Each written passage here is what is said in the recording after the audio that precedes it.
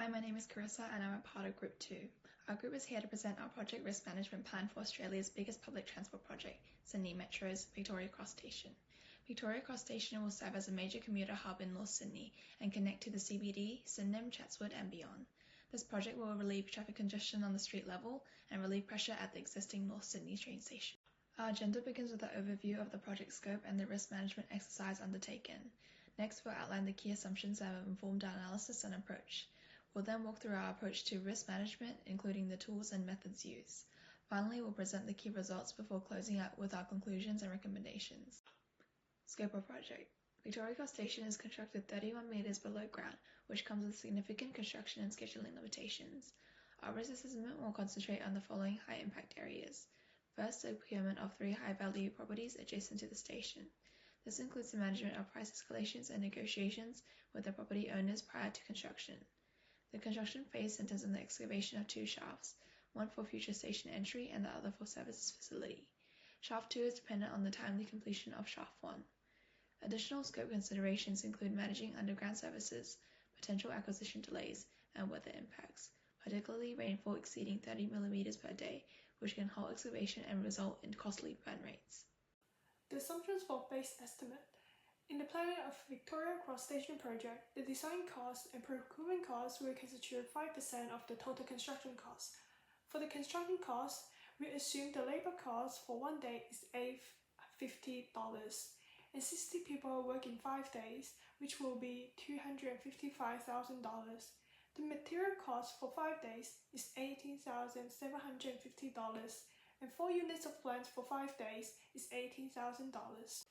The assumptions for base schedule.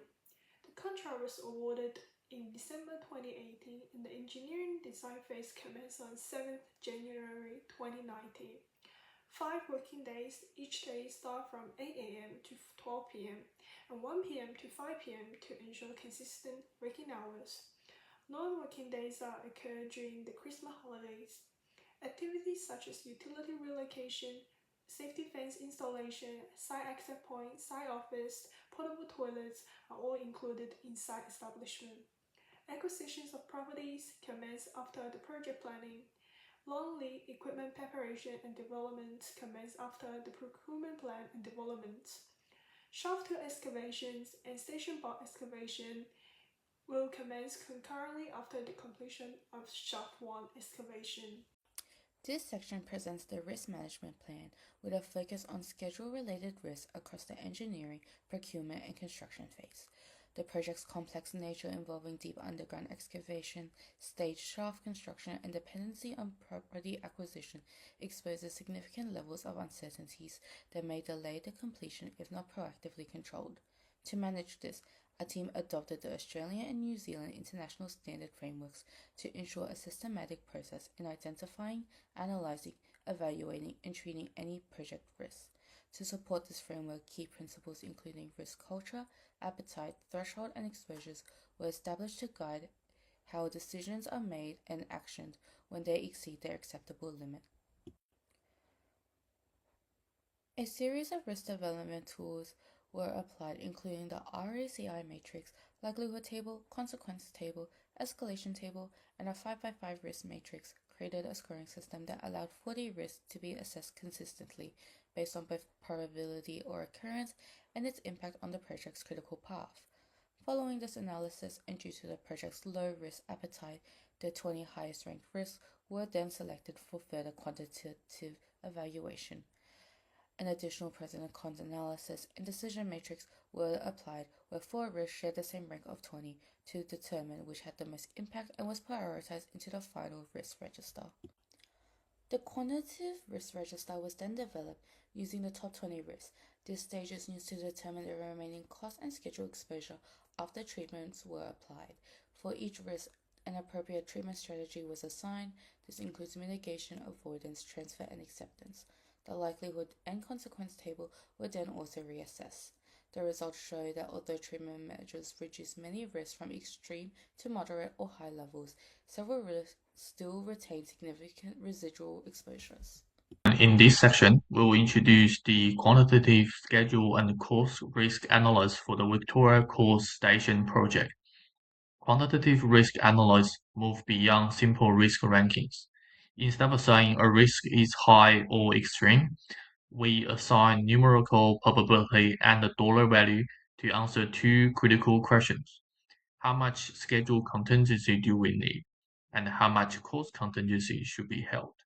For a project of this scale, combined with complicated underground conditions and the stakeholder interfaces, getting these numbers right is essential.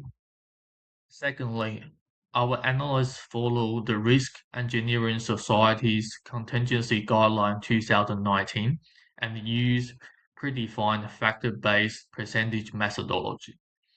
For the top 20 risks we identified in the previous section, we developed 3-point estimates: a best case, a most likely, and a worst case, in which we assume the best case and the worst case are 80% and 140% of the most likely value, respectively.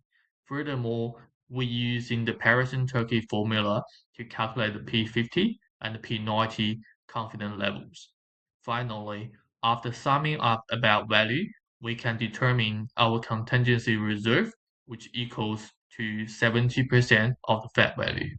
Lastly, for the allocation and the control of the contingency reserve, we have decided to allocate the CR to the three phases of project according to their individual risk profile, which is 20% for engineering, 35% for procurement, and 45% for construction.